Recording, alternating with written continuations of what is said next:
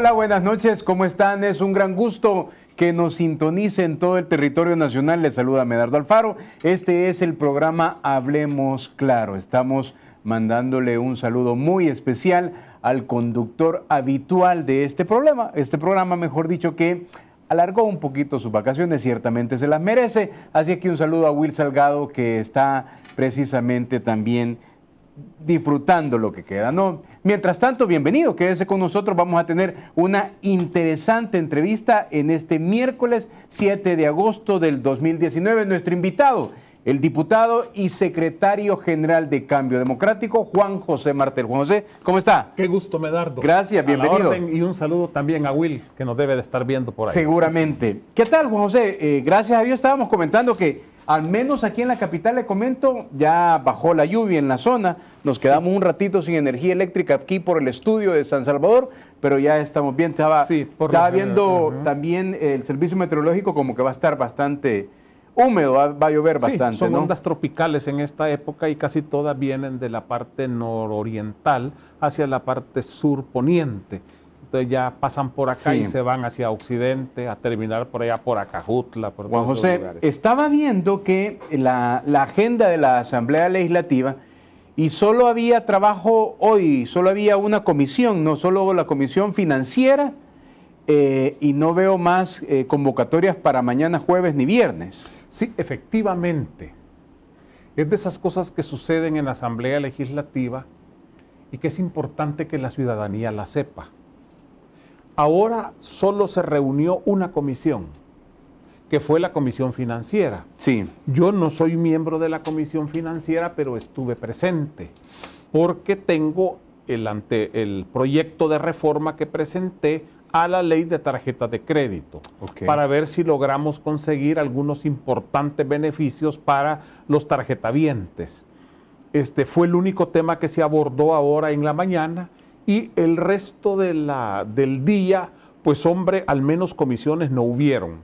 Además, si ustedes revisan la convocatoria, amigos, porque eso es público, se van a dar cuenta que para mañana jueves ni para el viernes prácticamente no hay convocatorias ni a comisiones, ni a subcomisiones. ¿Y por qué será que todo El Salvador se incorpora a su jornada de trabajo en miércoles y los diputados no? O sea, literalmente los diputados van a llegar, aparte de los que llegaron hoy a la Comisión Financiera, jueves 8, viernes 9, sábado 10, o hasta lunes 12. En la práctica, el lunes empieza una actividad bastante febril, porque entre lunes, martes y miércoles se van a reunir todas las comisiones, y usted revisa también. Estas son cosas públicas que nuestros amigos deberían de aprender a Lo veo muy preocupado que diga pública, y le van a decir los diputados, vos no pusiste el dedo. Exactamente. No, y es que esas son cosas públicas que es importante, lo digo, el énfasis es por esto, porque es importante, Medardo, que la ciudadanía sepa a dónde puede hallar la información. Hay un sitio web de la Asamblea Legislativa y ahí se publican las convocatorias. El problema es que nosotros tenemos un sistema en la Asamblea Legislativa excesivamente presidencialista. Resulta que el presidente tiene un enorme poder en la Asamblea Legislativa y después la Junta Directiva es el otro gran poder. Después las comisiones, los presidentes de comisiones son otro poder, y al final terminamos los diputados de llanura, que somos prácticamente los que solo tenemos una curul y vamos y votamos en la comisión que nos toca y votamos en el pleno. Toda esa estructura que en el fondo es estructura más que de responsabilidad, de privilegio, se ha venido creando a lo largo de los años. Todos los diputados son iguales ante la ley. La ciudadanía elige diputados a todos iguales. Y es dentro de la asamblea, ya electos los diputados, que se crean sistemas de estratificación. Entonces resulta de que quien puede convocar a las comisiones es únicamente el presidente, y lo puede hacer en plenaria. Entonces en la sesión plenaria, ahí es donde a uno le informan en público, leen las convocatorias, que es un punto de agenda en todas las sesiones plenarias, y ahí es donde dicen cuál es la agenda de trabajo de la Asamblea Legislativa. Es la única manera. Entonces, un presidente de comisión No puede convocar. No puede convocar a su comisión de trabajo. ¿Y siempre ha sido así? Antes no podía Siempre convocar. ha sido así. Ok. Incluso ese es el poder del presidente. Incluso en el pasado había un diputado presidente de la Asamblea que era el que menos votos había sacado en todo el país, era el que más raspado había entrado, pero era el que se le había dado el cargo de presidente de la Asamblea Legislativa. Un saludo cordial a don Ciro Cruz Cepeda. Allá por los años 90, efectivamente. Ciertamente. En Cabañas, efectivamente, en Cabañas. Era el que salía así. Exactamente. Y los acuerdos hacían Y que fuera el entonces, presidente de la Asamblea. Hay todo un método de trabajo en la Asamblea Legislativa que necesita ser revisado. Pero amigos, para lograr esto se necesita que haya correlación. La gente se vive quejando de la Asamblea y con razón. Pero ¿qué sucede? La correlación que está es la que los ciudadanos determinaron en la elección pasada de diputados y consejos municipales. Es el voto ciudadano el que le ha dado al partido Arena 37 diputados, Juan José, que le ha fíjese dado 23 al FMLN y que le dio 1 a Cambio Democrático. Entonces, la correlación está determinada en última instancia por la forma en que la ciudadanía vota en las elecciones. Fíjese que no iba a comenzar por eso, porque tengo una agenda aquí, pero su alocución me lleva a algo muy interesante, esta última parte, ¿no? Cambio Democrático en este momento es un partido en organización, ¿verdad? De hecho, están pronto a salir. Ya a iniciar el proceso de recolección el proceso de recolección de firmas, es decir, de aquellos que quieran afiliarse, ¿no? No. A ver. Que quieran respaldar el esfuerzo para legalizar a Cambio Democrático, pero no son afiliados. Okay. Es decir, cuando la ciudadanos dan su firma, lo que dicen es, hombre, este partido vale la pena que se inscriba. Y por lo tanto le dan un aval para que se inscriba, pero no quedan afiliados. Y una persona puede darle a varios partidos políticos su aval. Alguien puede decir, mire, yo le di el aval a uno de derecha y a uno de izquierda y a uno de centro, por ejemplo, porque quiero que haya balance de poder. Entonces a los tres, aunque solo voy a votar a lo mejor por el de la derecha o el de la izquierda, pero puede la gente dar su aval. Entonces eso no implica ningún compromiso con el partido, simplemente es, este partido debe de surgir a la legalidad. Por eso le decía, entonces como está en esa etapa, muy interesante sería, a partir de Cambio Democrático, ¿mantiene la alianza con el presidente Nayib Bukele? Efectivamente, bueno, es del dominio público. Nosotros apoyamos a Nayib para que lograra ganar la presidencia. Fue un esfuerzo grande, el partido hizo un sacrificio muy grande, incluso comprometió y perdió su legalidad, que la tenía asegurada, pero en una maniobra arbitraria y ilegal del anterior Tribunal Supremo Electoral, eliminaron a Cambio Democrático para de esa forma tratar de evitar que Nayib no fuera candidato. Ahora, nosotros, el compromiso con Nayib sigue estando firme y tiene su base programática. Nosotros estamos apoyando a Nayib porque tenemos con él una identificación en el programa y en las propuestas que presentó para este país. Y la mejor prueba es que ha comenzado con una metodología diferente, no solo a nivel de comunicaciones, sino que en la práctica a funcionar de manera diferente, de tal modo que la ciudadanía primero está viendo el esfuerzo que el gobierno está desarrollando. Pero en segundo lugar, y creo que es importante, comienzan a sentirse, llamémosle, los primeros alivios. El plan de control territorial, que ha entrado con mucha fuerza y que apenas ha comenzado a desplegarse, porque ahorita lo que se ha desplegado o lo que se está desplegando es la fuerza, digamos, de represión, la policía, el ejército, pero luego se tienen que desplegar el resto de instancias y órganos y de instituciones estatales para poder llevar a la gente servicios. No nos olvidemos que en gran medida el fenómeno de las maras es resultado, por un lado, de la desintegración familiar, que a su vez es resultado de que la gente se tuvo que emigrar a los Estados Unidos por la falta de resultados, por la falta de oportunidades en el país. No hay trabajo. Y además el Estado, para colmo de males, se salió de los territorios. En el concepto neoliberal de los años 90 se dijo, queremos un Estado chiquito y entre más chiquito sea el Estado, es mejor, es más eficiente. Redujeron el Estado, pero no lograron la eficiencia. Lo que redujeron fueron los servicios. La burocracia del Estado creció. Cada vez más empleados, pero más empleados en áreas burocráticas y los servicios que el Estado brinda a la ciudadanía totalmente deficientes, comenzando por la medicina en los hospitales, la atención médica, la atención en educación, etcétera. El Estado se redujo, se volvió ineficiente. Más bien el Estado se agrandó, se volvió ineficiente y se retiró de los territorios.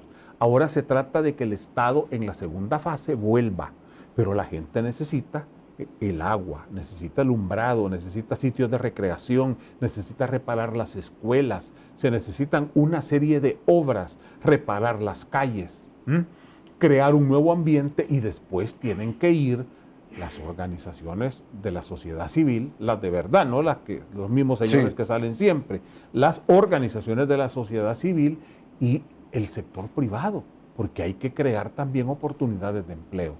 En ese sentido, es un plan que debe de ser integral, nosotros lo estamos apoyando.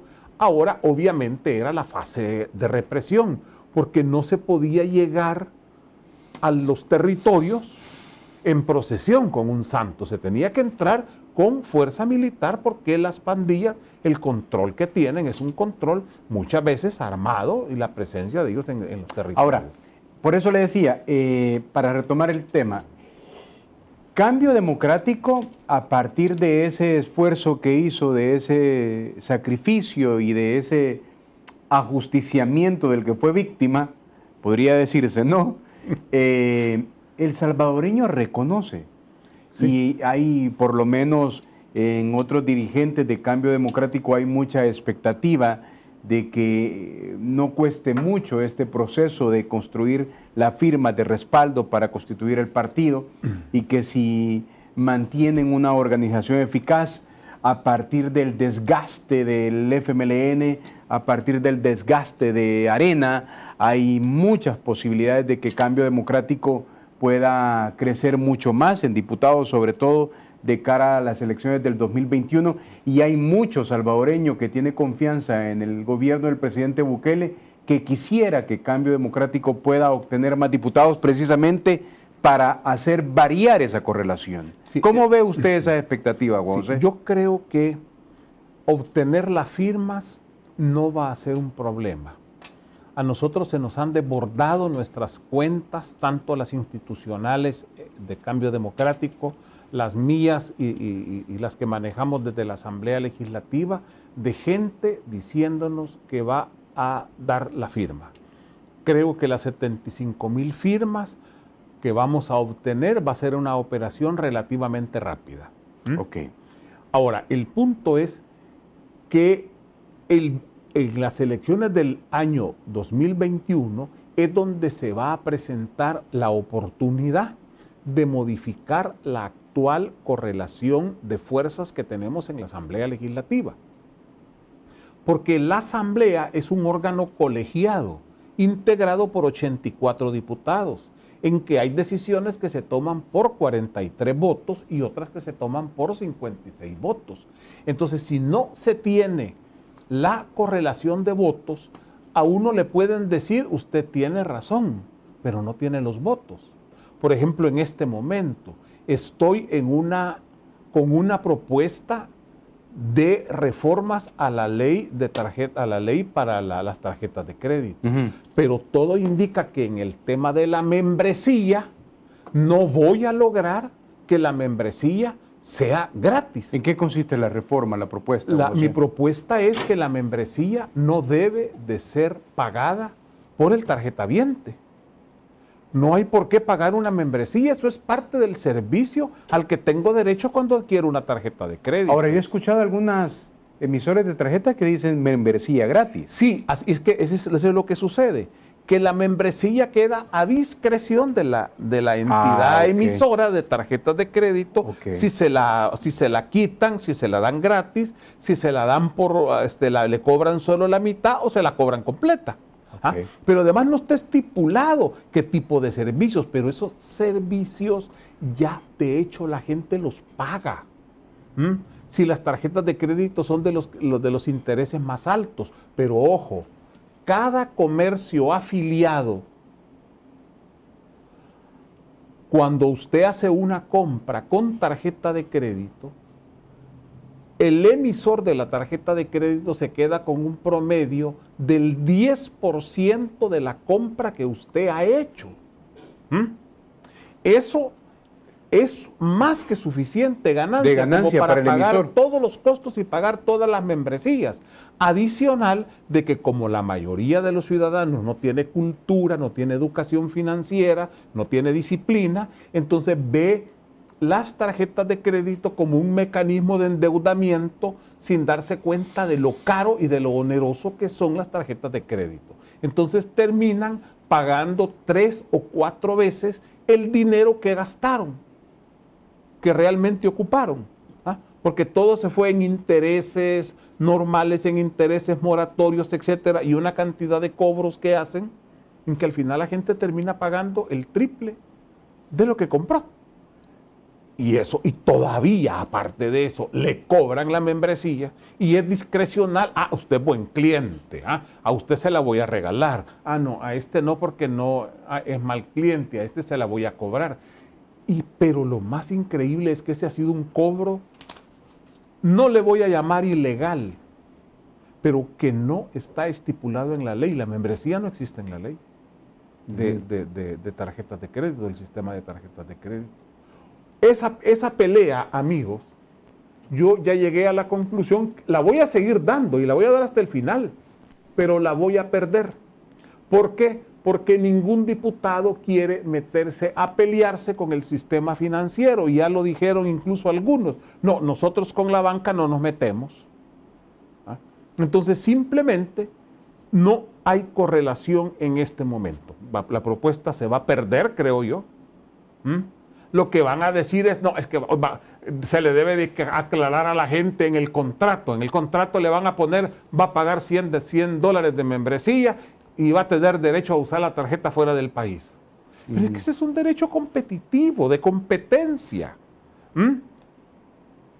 El banco está ganando, si yo tengo una tarjeta de crédito o una de débito internacional, gaste en El Salvador, vaya a Guatemala y gaste allá, vaya a México, vaya a Europa, donde sea, el banco está recibiendo ese dinero. O sea que en el país, José, hay que, digamos, en su iniciativa como diputado, usted impulsa iniciativas con la esperanza de que pueda coger el apoyo del resto de parlamentarios y de otros actores que puedan ayudar en ese esfuerzo. Sí, mire, yo estoy impulsando iniciativas que me parece que son justas y que son necesarias para el país. Esta es una. Sí. Pero también está la del historial crediticio, lo que la gente le llama DICOM, que ahí se cometen muchos abusos. Aunque se han hecho reformas, ¿no? Se han hecho reformas, muy pero positivas. En la práctica hay una ley. La ley dejó por fuera todo el mecanismo de supervisión de los buros de crédito. Entonces hay que meterle su control y supervisión a los buros de crédito. ¿Cómo funciona eso? ¿Quién le garantiza a usted que lo sacan de las listas de morosos en los plazos en se que está supone que uno no hay sale ningún después mecanismo. Pero se supone que sale uno después de 6 meses. Y la ley lo dice. De 6 meses, ¿verdad? Hay unos casos de 6 meses y otros de 1 año. Hay varios plazos. Pero ¿quién garantiza eso? La superintendencia no se mete. Solo para ponerle un ejemplo. Entonces, eso se necesita regular. Pensiones, otro tema. Acabamos de presentar 2 propuestas. Una para resolver rápido el tema. Ahorita hay una enorme cantidad de maestros, por ejemplo, que fue lo más conocido, de edad, gente mayor de edad, gente que ya está enferma, pero no se puede jubilar. ¿Cómo se van a jubilar con pensiones de $200, de $220? 230. Bueno, ese es un recuerdo del gobierno del FMLN, ¿verdad? Ese es un legado. Ese es un legado de los últimos... Más no solo legado. más bien es un legado de los 30 años, porque el sistema de AFP se creó en el gobierno de Arena.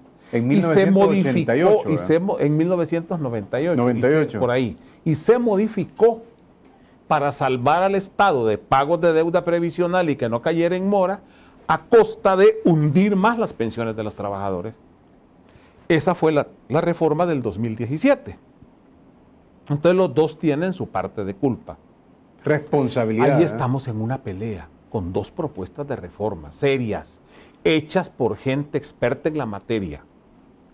Una para resolver el problema en lo inmediato de los maestros y de otros que les urge pensionar, que urge que se pensionen, y otra ya más de largo plazo para garantizar las pensiones de las futuras generaciones. Ahí están. Se ha nombrado una subcomisión o una comisión ad hoc, pero no se ha convocado a esa comisión. Estamos esperando nuevamente. Okay. ¿Cuál es el problema? La correlación. Ahora, hay propuestas que sí pueden avanzar. A mí me es agradable hacer hincapié en esto, porque es lo que vivimos en el día a día y es literalmente lo que se siente. Y es lo siguiente, entiendo que ayer solo hubieron 4 homicidios, con eso terminamos la vacación. Es decir, la cifra de homicidios, Juan José, en julio, cuando uno lo promedia del 1 de agosto, a la fecha lleva 4 o 5 homicidios. Igual sostienen las autoridades de seguridad pública que terminó el promedio entre 5 y 6 homicidios en el mes de julio. Eso ciertamente impacta grandemente en los salvadoreños. Sí, puede que uno se emocione, ¿verdad? Claro. Pero debemos de emocionarnos y venimos de cifras de 12, de 14 yo creo homicidios. Que todas estas cosas son noticias buenas. El promedio de homicidios del 1 al 6 de agosto es de 4.5 diarios. Exacto. Veníamos con más de 9 anteriormente. Y el promedio del 1 de enero al 6 de agosto, todo el año, hasta el día de ayer, es de 8.1, lo cual implica que ya la reducción que hubo en el mes de junio y en el mes de julio ya está impactando el promedio diario de todo el año.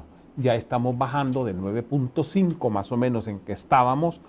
El gobierno del FMLN entregó con un promedio de 9.2 asesinatos diarios.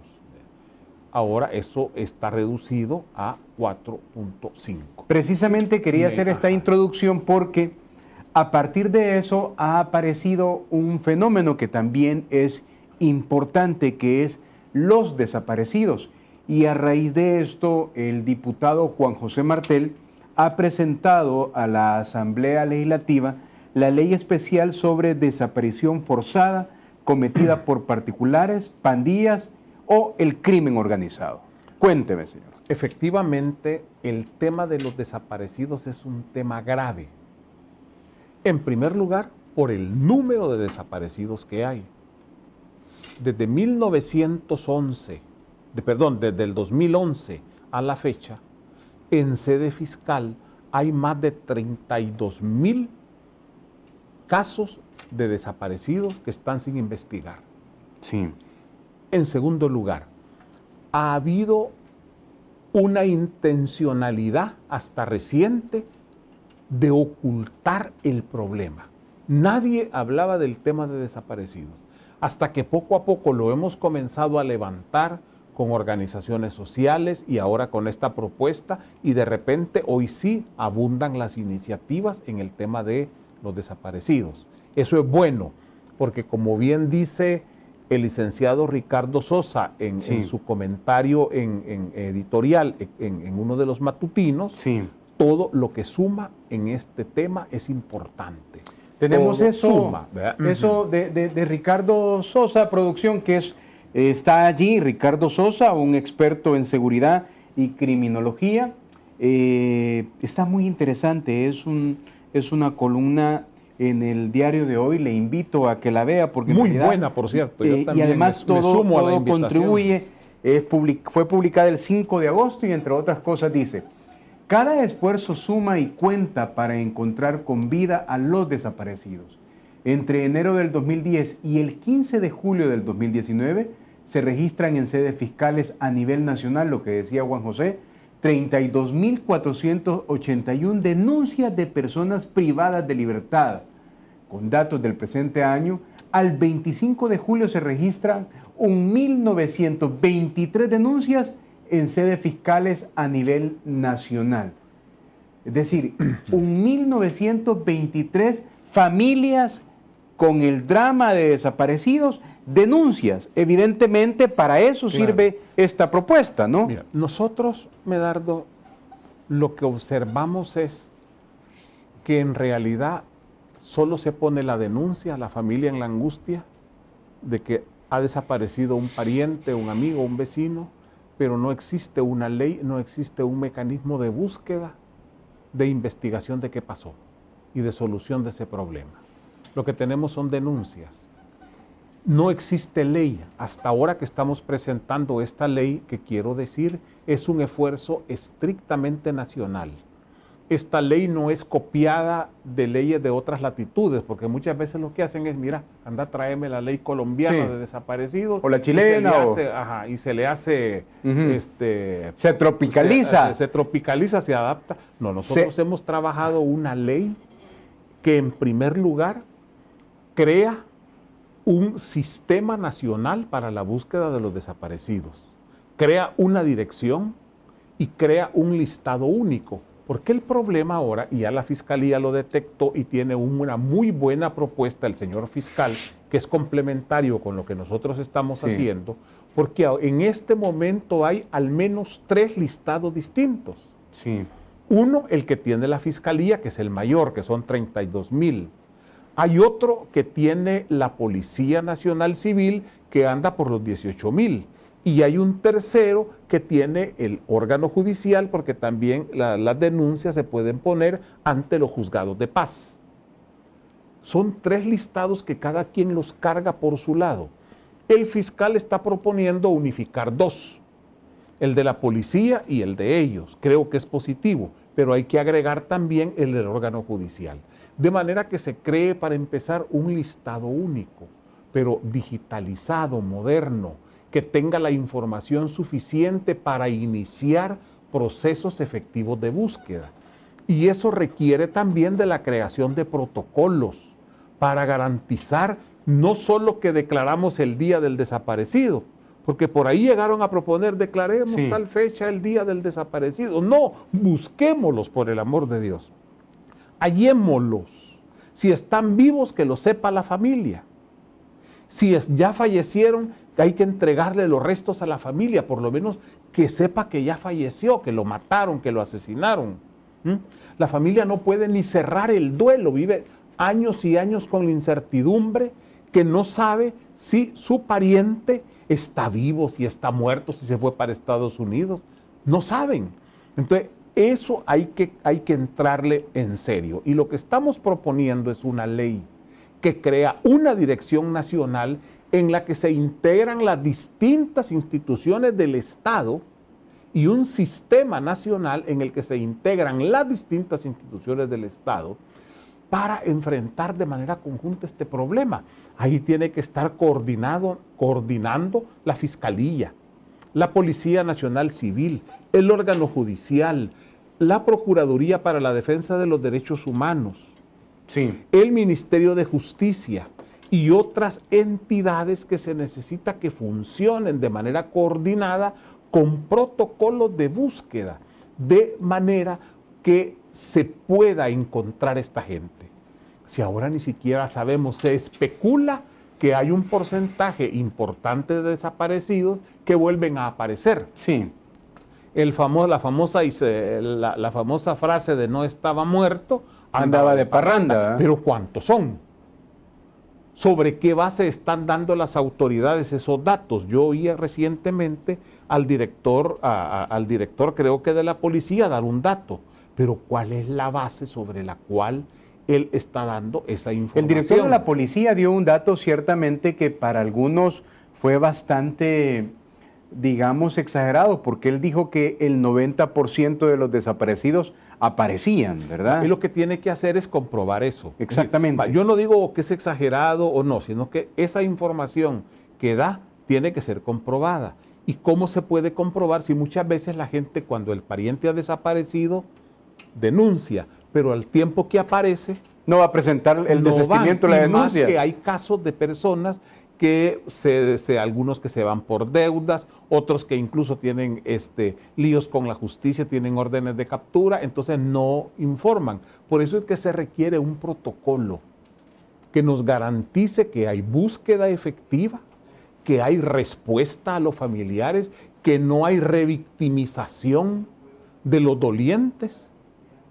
porque la gente anda cada vez que se informa de que han aparecido 5 cadáveres, ahí van aquellas madres, aquellas esposas, esposos, hijos, a ver si su pariente no está ahí. ¿Cómo? Es todo un drama. Sí. Y no lo hallan, y bueno, entonces tal vez esté vivo, una situación de angustia que no es posible. Y lo más grave de todo esto, este problema, y hay que decirlo con franqueza, empezó con la tregua. Sí. Con la tregua empezó a elevarse el número de desaparecidos, porque lo que hacían eran las pandillas matar a la gente y enterrarla, y no decir nada, para tratar de aparentar que estaban bajando las cifras de homicidios. Y después se convirtió en un modus operandi, pero ya empezó. Pero lo más increíble es que hubo silencio, se ocultó este problema. Todas las víctimas han pasado todos estos 10 años sufriendo en silencio la indiferencia de todas las autoridades. Hasta hoy que ya comenzó el tema a levantarse. Y hoy que ya lo levantamos, qué bueno, hoy hay propuestas. Para mí todas son positivas y creo que todas se pueden mover en el marco de una ley especial para enfrentar el problema de las desapariciones forzadas por el crimen organizado, las pandillas. Eso creo que es clave. En la propuesta que ha hecho el diputado Juan José Martel, en la propuesta de ley especial sobre desaparición forzada cometida por particulares, pandillas o el crimen organizado, como muy bien decía él, crea 3 organismos. Un sistema nacional de búsqueda, una dirección nacional de personas desaparecidas y lista o registro único de personas desaparecidas, ¿verdad? Y lo que es importante destacar, José, es que es una ley creada por conocedores de la materia, en el país, especialista en el que es tema, muy buena, ¿no? Que puso sus conocimientos al servicio de este esfuerzo, porque por lo general nosotros tenemos la tendencia de ir a copiar a otras latitudes los proyectos de ley. Will Salgado dice que este programa tiene la gran particularidad que el salvadoreño participa, que es lo más importante. Los chicos van a poner ahí en pantalla los números de teléfono de estudio, porque quisiéramos escucharle 2, 3 personas o más, claro, que quieran llamar, qué piensan de esta idea presentada por el diputado Juan José Martel, que ojalá tuviera el apoyo del resto de diputados allí en la Asamblea Legislativa, de algo que ya trabajó también el fiscal general de la República, llevó a la Asamblea Legislativa el fiscal, que también eran reformas, ¿no? Sí. O era una propuesta de ley también que se une y llega a la comisión. Hay una propuesta también de Arena para tratar de aliviar un poco la situación, la presión económica que tienen los desaparecidos durante el primer año. Creo que es positiva. Yo creo que todas esas propuestas ayudan. Al final esos son los ayudan. Teléfonos, Juan José, 2263-0023 y 2264-9179. Se lo repito, 2263-0023 y 2264-9179. Usted que nos está viendo, saludos cordiales para la gente que nos ve también en toda la zona oriental, la gente que está en las redes sociales, en el Facebook de TVO, en el Twitter de Will Salgado, y también está esto también en el Twitter de este servidor, @Medardo_Alfaro. También si quiere participar, llámenos. ¿Qué le parece a usted? ¿Debe de los diputados tomar conciencia y que se entre ya de plano al estudio de esta ley especial sobre desaparición forzada cometida por particulares, pandillas o el crimen organizado? Tenemos una llamada. Buenas noches. Buenas noches. Caballero, ¿cuál es su opinión? Mi opinión es lo que está diciendo el señor diputado, la propuesta que está poniendo es muy excelente, ¿me entiende? Y lo que dice de los crímenes, de que eso, que es mentira, cuando estaban los de 30 años para allá, ¿va? Era una pura farsa, una mentira, ¿va? Hasta que yo estuve afuera del país 40 años, allá se da cuenta uno poco, pero al venir aquí ya tengo 1 año y medio de estar acá, y hoy me he dado cuenta de las atrocidades que hizo los 15 años de los partidos. Por lo cual usted aprueba que se vaya a la discusión de esta ley, caballero. Sí, sí, Okay. de acuerdo. Ajá. Muchas gracias. Ya sabe, gracias por llamar, llámenos, porque sí es importante. ¿Sabe por qué, Juan José? Imagínense que no les pase a cada uno de nosotros, o sea, hay que rogar a Dios, pero ha de ser un drama difícil que se desaparezca alguien de la familia y no encuentra el apoyo del Estado, porque esta ley significaría un apoyo real del Estado. Y además de eso... Tenemos otra llamada, Juan José. Adelante, ¿de dónde nos llama? Santiago de María. Adelante, caballero, ¿cuál es su opinión? ¿Qué le parece esta iniciativa? Fíjese que yo quería hacerle una pregunta a usted. Por favor. Su programa lo oigo los días domingos y me parece excelente, pero también le quería sugerir, por favor, de que cuando haga la pregunta usted a su invitado también lo cuestione, porque yo lo escucho a usted pero no lo cuestiona.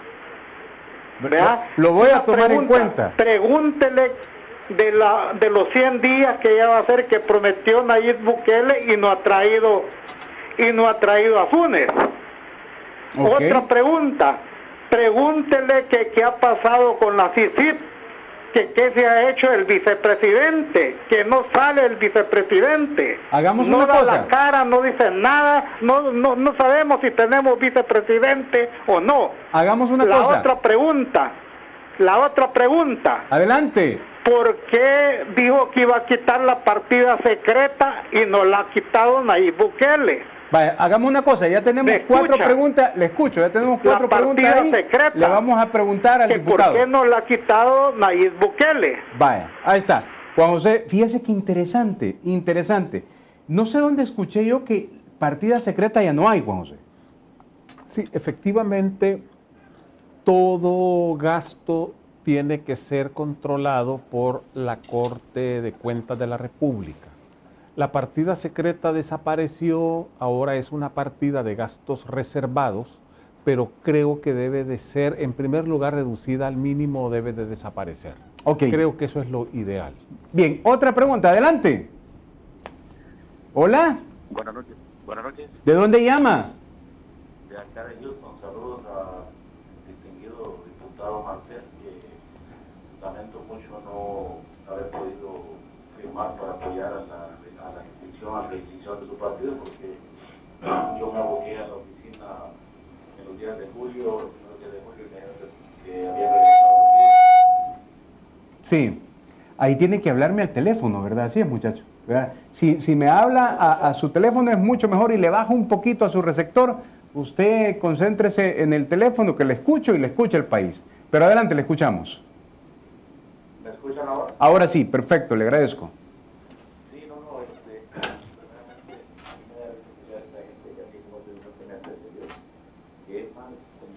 Ataque, o sea, al gobierno, como que digo, ¿por qué no nos enfocamos en hacer las preguntas normalmente, sin desesperarse, digo, o sea, y preguntas coherentes y concretas, o sea, que el hombre, yo creo que ha hecho demasiado en 60 días a lo que no hicieron en 30 años, primeramente, ¿verdad? Hay cosas que, digo, tendríamos que ser nosotros demasiado, no sé, inteligentes o debemos de ver más noticias de realidad, no noticias amarillistas, como regularmente se han dado todo este tiempo. Y otra cosa, felicito al diputado Martel y lamento mucho también a la vez no haber podido darle mi firma para lo de la reinscripción de su partido, porque los días que yo anduve en El Salvador me dijeron que habían regresado los libros. De hecho, yo me aboqué a la oficina de ustedes y me dijeron que no se podía todavía. Bueno, ojalá que en otra oportunidad que tenga yo de ir para el país pueda yo darle mi firma y el 2021 para el llamado para nuestro pueblo, para la gente decente, la gente trabajadora. Hay que sacar definitivamente a esta gente que no quiere hacer nada por el pueblo, no quiere acompañar la lucha, el trabajo que nuestro presidente Bukele y su equipo está haciendo.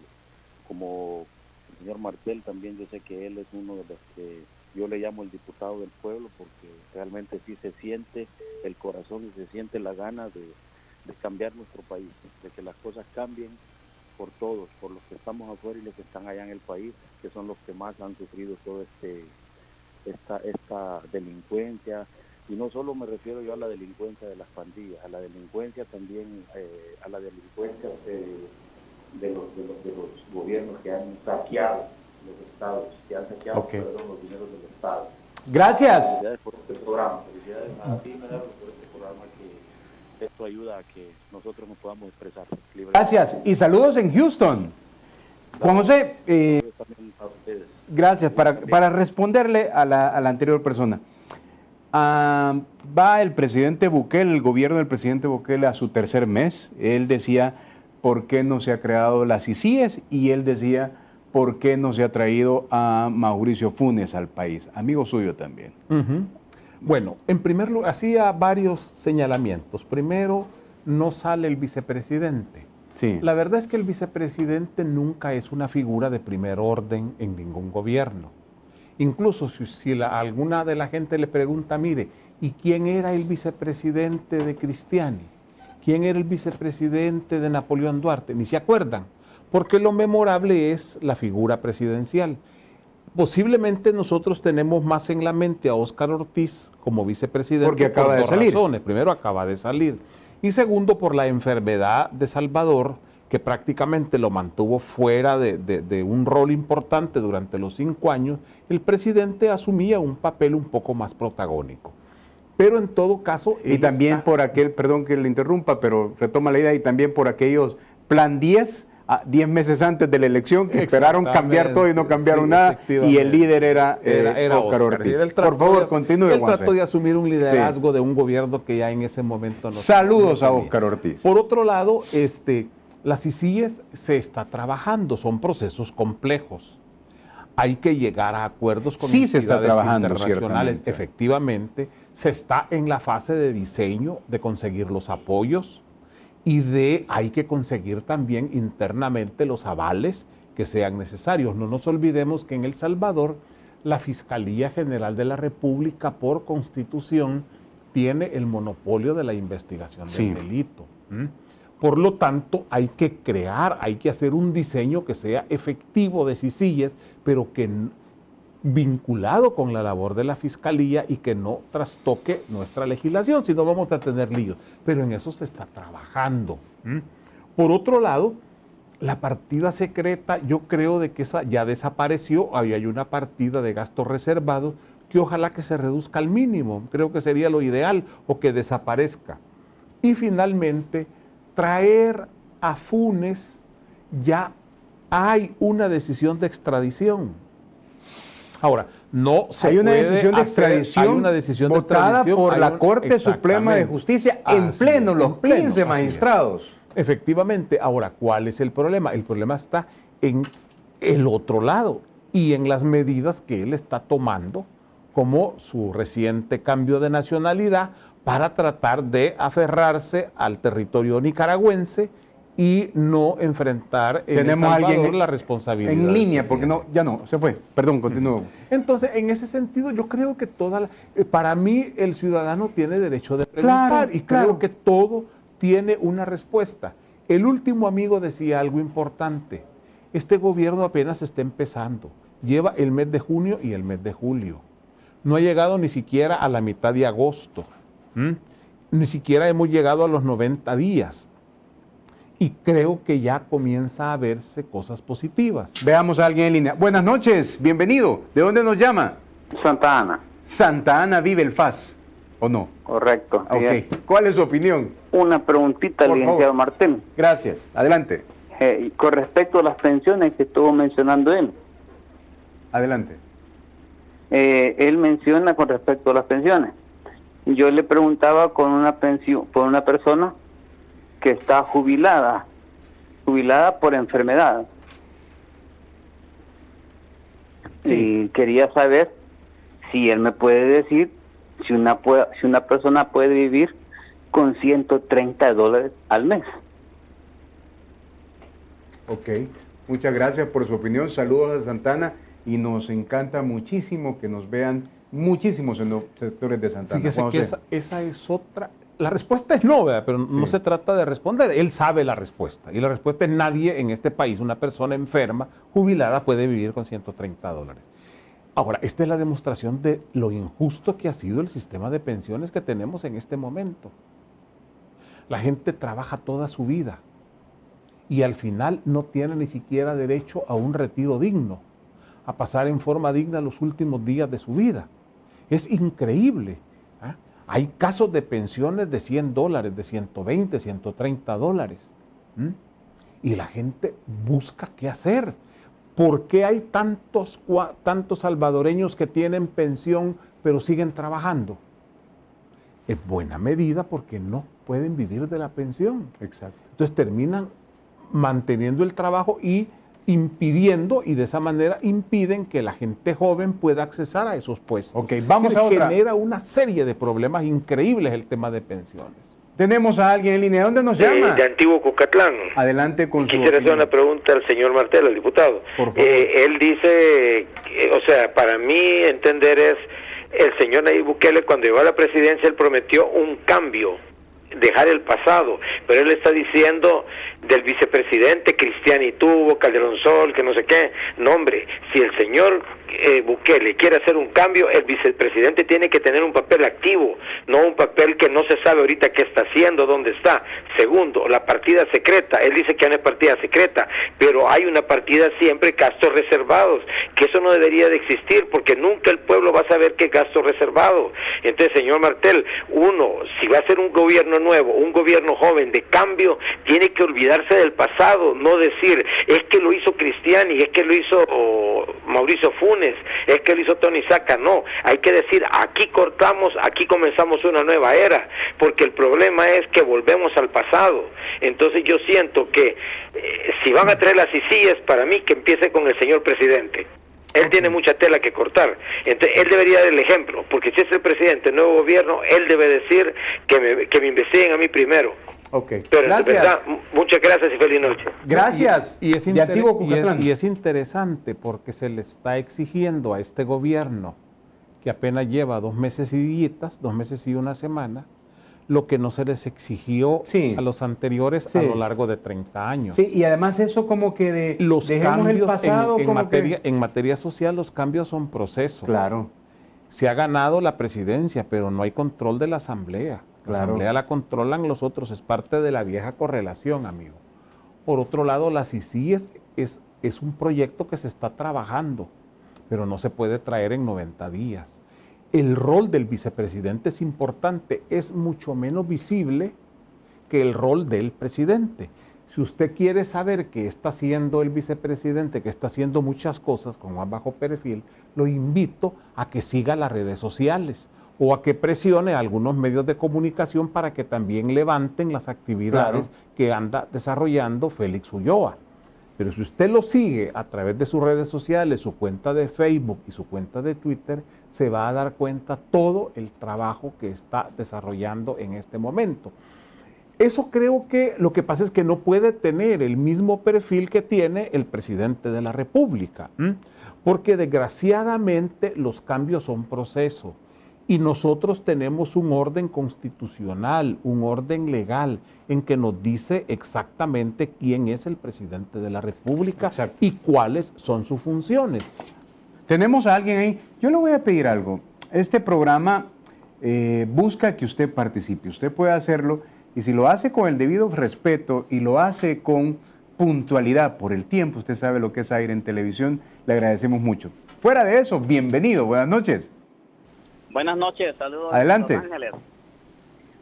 Una preguntita para el diputado. Por favor. Me gustaría saber cómo se podría hacer para que los magistrados de la Sala Constitucional y Fiscalía no lo elijan los diputados, porque los diputados lo tienen que elegir. Por ejemplo, en Estados Unidos el fiscal general lo elige el presidente que va entrando. Digo, un ejemplo, ¿cómo ustedes creen que Sala de lo Constitucional va a dar un voto para juzgar a un diputado que le dio su veto? O sea, a mí se me hace eso bastante malo. Ok. Los escucharé por Facebook, lo estoy viendo desde Los Ángeles. Saludos a Los Ángeles que nos están viendo. Juan José, ahí está la pregunta del salvadoreño que está en la primera democracia del mundo y obviamente a partir de esa influencia pregunta. Efectivamente, yo creo que la única forma de modificar las funciones que tiene la Asamblea Legislativa es con una reforma constitucional. Mucha gente nos dice, ¿y quién va a elegir a los magistrados? Entonces, eso hay que definirlo, pero en primer lugar hay que reformar la Constitución y hacer una contrapropuesta. Porque si no queremos que elija la Asamblea, y hay bastantes razones que tienen los ciudadanos para decir que no debe de ser la Asamblea, ¿cuál es el método? Hay algunos que proponen elección popular, elegir a los magistrados, así como se eligen a los diputados o como se eligen a los alcaldes. Eso tiene ventajas y tiene desventajas, porque nuevamente, el que tenga más dinero para hacer campaña va a ganar, el que tenga más labia va a ganar. Es decir, hay que buscar un mecanismo alternativo, pero además de eso, lo que nos funciona, lo que debe de funcionar es la vigilancia ciudadana. Okay, ningún método es bueno o todo método se puede pervertir si los ciudadanos no están pendientes y están vigilantes de lo que debe de hacerse. Ok, Juan José, esa pregunta del amigo desde Los Ángeles y su respuesta me lleva a lo siguiente. ¿Cómo votó Cambio Democrático en la elección de los magistrados al Tribunal Supremo Electoral? Bueno, en primer lugar no votamos a favor del dictamen general. Solo votamos a favor de la magistrada presidente y de los 2 magistrados de la Corte. Okay. Votamos en contra del diputado Olivo y votamos abstención en el caso del diputado de Arena. Traté de diferenciar mi voto en cada caso porque a mi juicio son decisiones diferentes y son situaciones distintas. Alguna gente me dice, opóngase a todo, pero eso en política algunas veces es bueno, pero no siempre se debe hacer. Yo creo que esa es otra de las cosas que se necesitan revisar. Nosotros tenemos un sistema electoral que es resultado de la posguerra, que es parte de los acuerdos de paz, en que lo que se buscó es que los partidos políticos se generara entre ellos seguridades en cuanto al organismo electoral. En su momento eso fue bueno, porque abrió espacios, pero ahora es obvio que esa situación es obsoleta y que nuevamente requiere de reforma constitucional. Esto no se puede resolver a través de sentencias de la sala. La sala puede mejorar el procedimiento, pero no lo va a resolver. Ahora resulta que para ser magistrado se requiere ser abogado, antes no se requería. Hay de hecho un nuevo requisito que no establece la Constitución. En segundo lugar, se requiere que no esté afiliado a ningún partido político. Y por lo tanto lo que está sucediendo es que ahora cada partido político tiene su lista de independientes, de gente que no le conviene que aparezca afiliada a sus partidos por diversas razones, pero todo el mundo sabe que es del partido, pero no lo afilia por conveniencia. Entonces, ahí hay un segundo problema que hay que entrar a resolver. Tercero, el procedimiento. Se ha avanzado en materia de hacer entrevistas. Antes ni eso se hacía. Sí, es cierto. Pero al final las entrevistas tienen muy poco valor. Pero además hay otra parte. Que establecieron las entrevistas en un lugar donde pudiera llegar la sociedad civil y muy pocas personas llegaba también. Pero lo que sucede es, la sociedad civil no es la verdadera sociedad civil. Sí. Son grupos de interés político vinculados no a partidos políticos, sino a otros grupos de interés que son los que participan. Eso es bueno, sí, es bueno, pero no se pueden asumir la representación de la sociedad civil. Yo les pedí a todas estas organizaciones, de manera encarecida, que participaran cuando la elección del Procurador General de la República o Procuradora. ¿Qué pasó? No llegaron. Como la Procuraduría es de la gente pobre, porque ahí el que va es el pobre, el que no tiene cómo pagar un abogado, el que tiene un lío, ahí no llega don Roberto, ahí no llega don Ricardo. Entonces, como no llegan ellos, a la sociedad civil no le interesó. Eso es muy no buen había análisis, quien financiara esos programas para estar llegando. Por lo tanto, ausencia total, se hacían las entrevistas y solo los medios de comunicación. Pero cuando había que elegir a la Corte Suprema de Justicia, como esa es doña Corte, ahí sí hay que llegar a saludar, ¿verdad? Para torcer la ley a mi favor, ahí sí, pero abundaban perfiles, inventaron baremos, documentos y todo en papel cuché bien hechos. ¿Es positivo? Sí, es positivo, pero hagámoslo bien. Yo creo que la sociedad nuestra está caminando en forma positiva, pero tenemos mucho que avanzar. Ahora, al final el tema está en que haya control verdadero de la ciudadanía. Y creo que por hoy son los medios de comunicación y las redes sociales las que garantizan el control ciudadano. Ok. Muy bien, estamos conversando con el diputado Juan José Martel. Este tema de la elección de los magistrados del Tribunal Supremo Electoral, ya lo explicó él muy bien, quedó en el ambiente, porque fueron electos antes de irnos de vacaciones de agosto, que pudieran aparecer muchos recursos. Parece que ya hay uno, ¿verdad? Ya hay uno. Y es un derecho ciudadano. Ya se presentó este día uno. Así es, de manera de que vayamos mejorando el sistema. Yo creo que a través de sentencias de la sala, ojo, se puede mejorar, pero necesitamos generar las condiciones para una reforma a fondo de la Constitución de la República. Porque cuando se hacen por jurisprudencia, dependen de interpretaciones del texto. Y nosotros tenemos, a diferencia de otros países como los Estados Unidos, la garantía de la seguridad jurídica en nuestro país es la ley que está escrita, es el texto de la ley.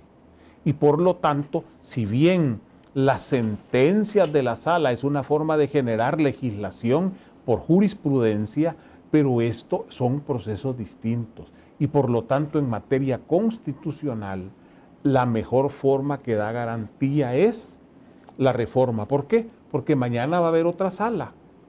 Ya hoy hay otra sala que no sabemos si piensa igual que la anterior, que puede tener elementos en los que piense igual, pero pueden haber diferencias.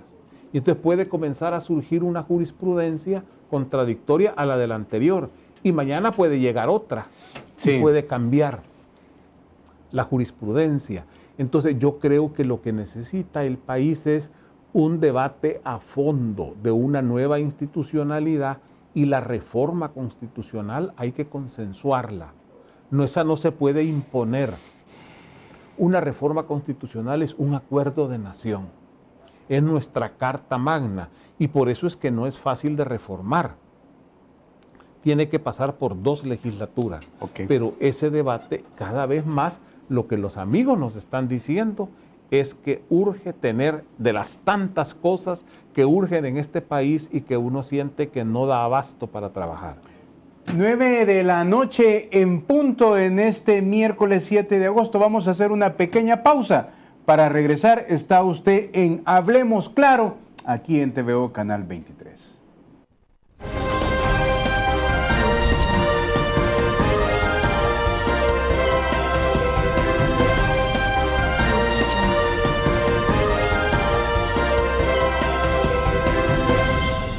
Gracias por estar en nuestra sintonía. No sabe que nos alegra muchísimo que esté allí viéndonos en todo el país, en todo el territorio nacional. Saludos especiales a los consentidos de esta estación televisora, a la gente de San Miguel, Usulután, La Unión y también Morazán, que estamos en señal abierta a través de Canal 23. y a todo el país a través de los distintos servicios de cable. Y también estamos allí en las redes sociales, en el Facebook de TVO, en el Twitter de TVO, en el Twitter de este servidor, @Medardo Alfaro. Si me agrega va a ser un gran honor. Estamos conversando con Juan José Martel. Juan José, fíjese que con usted es bonito conversar porque sus respuestas son bien pensadas y no es lisonja, y cuesta sacarlo de sus cabales, pero cuando dice las opiniones están bien construidas y uno puede así ponerse un poco amable y decir, mire, esta es mi valoración personal, ¿verdad? Entonces me va a decir, esa es su valoración personal, Medardo, pero voy a seguir con mi valoración personal. Viene la elección de la Procuradora de los Derechos Humanos. Hoy entendíamos que el presidente de la Asamblea Legislativa, Norman Quijano, decía que veía a la actual Procuradora cuesta arriba. ¿Usted cree que está cuesta arriba?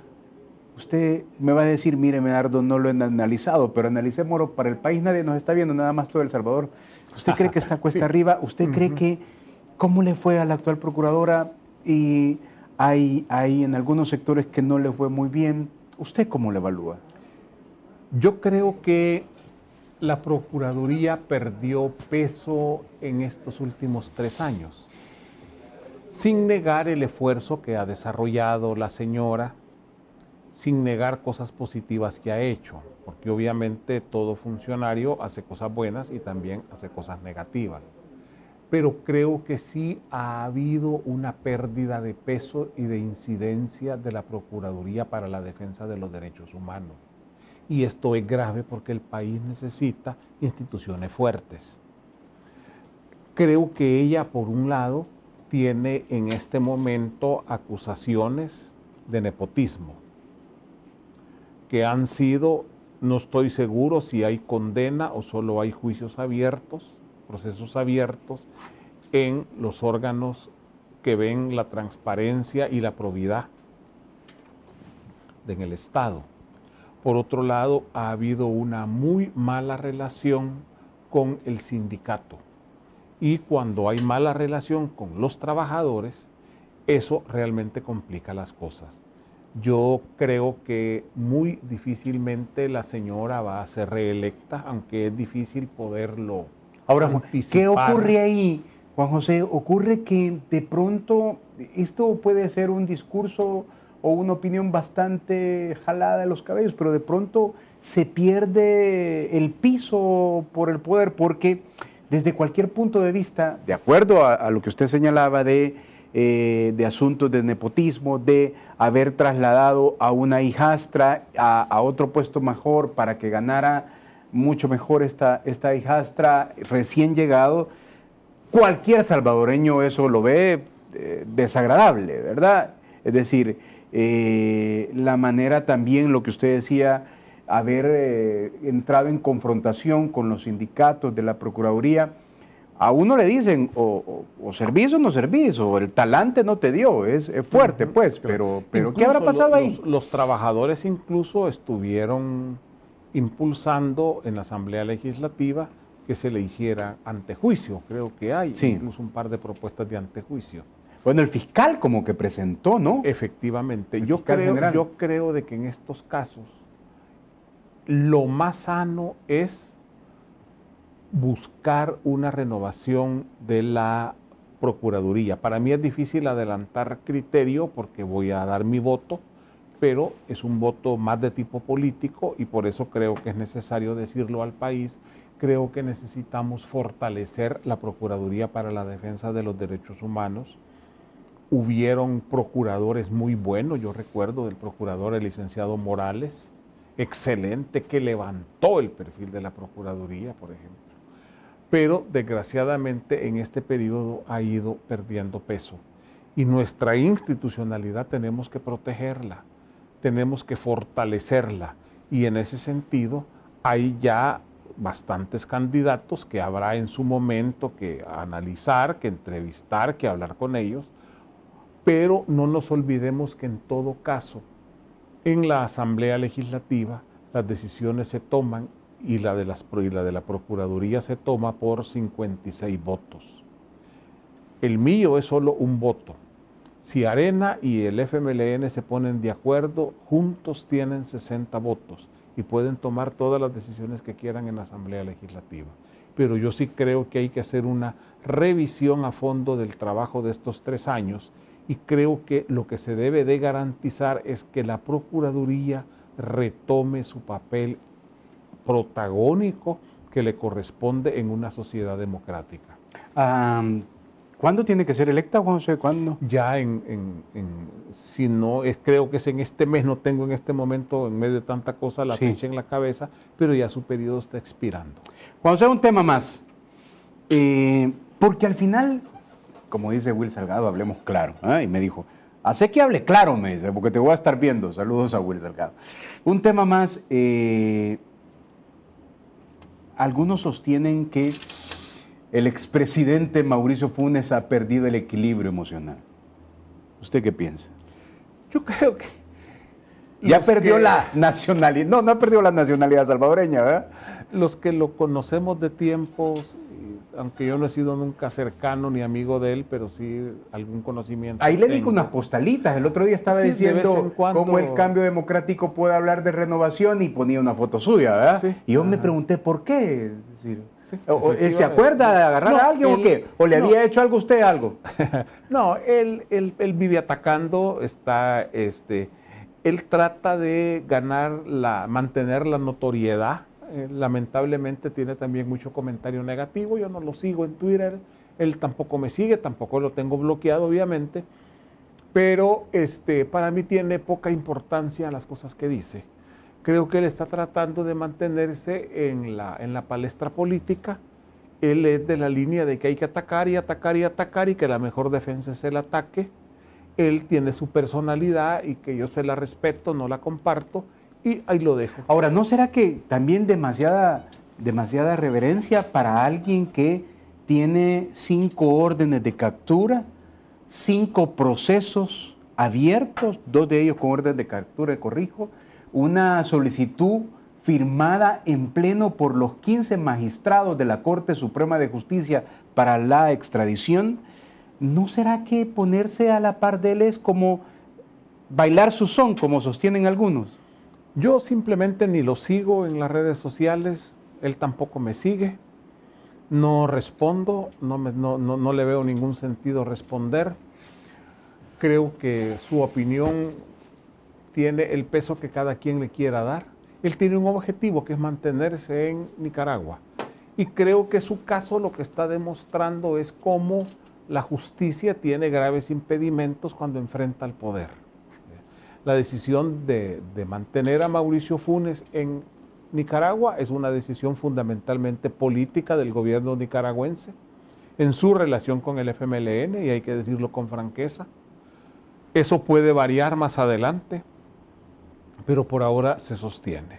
Creo que darle a las cosas más importancia de la que tienen, hay poco sentido.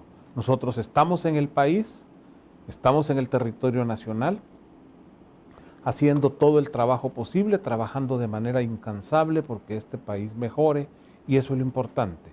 Me preocupa el tema de pensiones, me preocupa el tema de las tarjetas de crédito, me preocupa el tema del historial crediticio. Me alegro que logramos importantes reformas a la ley de la telefonía. Tengo varias iniciativas presentadas y eso es mi interés. Lo que yo quiero es, cuando esta legislatura termine, que la gente sienta que se pueden hacer las cosas. Y si un solo diputado logró empujar cosas positivas, creo que si la correlación cambia en la Asamblea Legislativa, vamos a tener mejores condiciones para el país. Y ahí es donde yo centro mi interés.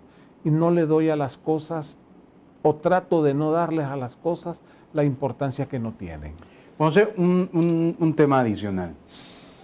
Cuando nos fuimos de vacaciones de agosto, el presidente Nayib Bukele, semanas antes, en cadena nacional había exhortado a los diputados de la Asamblea Legislativa, había hecho un llamado a que aceleraran el proceso para aprobar los 91 millones de dólares con que se financian la segunda etapa del Plan Oportunidad. Obviamente venimos de vacación, pues no va a haber mayor actividad parlamentaria a partir de lo que hablábamos al principio. ¿Qué hay para la otra semana? El lunes el lunes creo, si no me falla la memoria, hay reunión de la Comisión de Hacienda y ahí se van a comenzar a ver estos temas. Hasta ahora no ha habido mayor dificultad, pero dudo que esta situación se mantenga. Creo que ya van a comenzar a haber algunas dificultades. No nos olvidemos que este problema de crédito son problemas también de cálculo político. Y insisto, yo solo soy un voto. Arena, FMLN tienen 60 votos en fila. Por lo tanto, tienen una mayor responsabilidad en esto. Yo creo que los créditos se necesitan para el tema de la seguridad.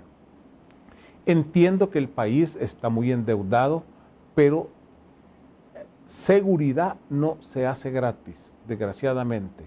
Yo he insistido mucho en que el tema es como una enfermedad que se nos agravó durante 30 años porque no fuimos capaces de tratar esa enfermedad. Y ahora, para curarnos, necesitamos un tratamiento largo, un tratamiento doloroso y caro. Eso tenemos que metérnoslo en la cabeza. Si no, no vamos a resolver o nos vamos a quedar con sueños y con ilusiones y los problemas graves como la delincuencia van a continuar. Necesitamos recursos, pero necesitamos al mismo tiempo potenciar la economía. Estamos ya alrededor del 60% del PIB en deuda, pero ojo, en gran medida también ahí tenemos la deuda previsional, la deuda que nos generó la privatización del sistema de pensiones. Y eso sí ha sido claro en ponerlo transparentemente sobre la mesa. Necesitamos una política de endeudamiento, sí, pero desgraciadamente por nuestro bajo crecimiento económico, por la baja capacidad de nuestras fuerzas productivas, necesitamos por ahora de créditos importantes. Ahora, nosotros estamos en la disposición de apoyar estos esfuerzos, de garantizar que esos recursos también se usen bien, supervisar esos procesos para que los recursos se usen bien, pero desgraciadamente la correlación está del otro lado. O sea, José, que vienen tiempos estratégicos, podría decirse, es decir, repito mi alocución, el presidente manifestó que necesitaba esos 91 millones de dólares, se ha visto a los ministros en estos últimos 2 meses llegando a las comunidades. Obviamente para algunos eso es altamente positivo porque son los ministros llegando donde nunca habían llegado, pero estos 91 millones de dólares, la reorientación, se aprueban con votos. ¿Será que viene la etapa de negociación y algunos le tienen el temor a la negociación porque se supone que antes se negociaban algún tipo de prebendas y eso es precisamente lo que el presidente Nayib Bukele no quiere hacer y su gobierno? Bueno, yo nunca tuve pruebas, pero se rumoraba mucho pero cuéntenos alguna, por lo menos, que se rumoraba. El famoso maletín negro. Se supone que había una reunión y después había reuniones ya solo jefes de fracción en casa presidencial y ya venían los acuerdos. Sí. Y, ojo, se hablaba mucho del maletín negro cuando en realidad habían varios maletines negros. No era solo uno. Habían maletines con dinero público y habían maletines con dinero privado, y hay que decirlo con toda franqueza. Lo que pasa es que solo se hablaba del dinero que se recibía del público, pero muy poca gente sabe cómo operaban los maletines negros que llegaban del sector privado. En ese sentido, creo que esas son viejas prácticas que hay que ir erradicando. Pero ojo, un problema que habrá en la Asamblea Legislativa es que ya el próximo año es año preelectoral. Y por lo tanto, el ambiente se pone todavía más polarizante, se pone más de cara a las elecciones, qué me da votos, qué me quita votos, y eso se vuelve crucial. Entonces, para mí, el periodo de tranquilidad relativa, porque es relativa tranquilidad, es este año. Okay. A partir del próximo año, las aguas se van agitando en la Asamblea Legislativa, la gente va viendo, los diputados van viendo si se quieren reelegir o no, los partidos políticos van haciendo sus cálculos de si van a mantener o no las actuales correlaciones, nadie quiere perder, todo el mundo ve que van a surgir fuerzas nuevas, que habrán fuerzas emergentes que van a cambiar la correlación en la Asamblea Legislativa, y esto preocupa a los principales, a los partidos tradicionales. En ese sentido, eso lo tiene que tomar en cuenta el presidente de la República. Nayib tiene que entender que necesita una estrategia de negociación de este tipo de cosas. Nosotros lo estamos apoyando, pero la correlación que tenemos, insisto, no alcanza. Muy bien. Señor, le agradezco mucho. 9 de la noche con 18 minutos. Gracias por haber venido hoy. Gracias, Medardo. Sus últimas palabras. Saludos a todos los amigos. Siempre a la orden, Medardo, para que podamos platicar. Un saludo también a Will Salgado, que esperamos que pronto regrese y esté de nuevo en este programa tan gustado por los salvadoreños. Muy bien. Y a usted también muchas gracias por su atención. El día de mañana hemos invitado a un buen amigo para que nos cuente sus últimas decisiones. En realidad mañana va a estar con nosotros Julio Valdivieso para que nos cuente qué habrá sucedido. Era parte de los propuestos para las magistraturas del Tribunal Supremo Electoral. Bueno, dijo que sí, ¿verdad? A ver si este avance no lo pone así nervioso y deja venir, pero igual, siempre va a ser agradable conversar con Julio. Y además, gracias a usted por vernos en todo el país y en todo el mundo. Nos vemos mañana a las 8 de la noche por acá, por esta frecuencia y estación televisiva. Muchas gracias. Buenas noches.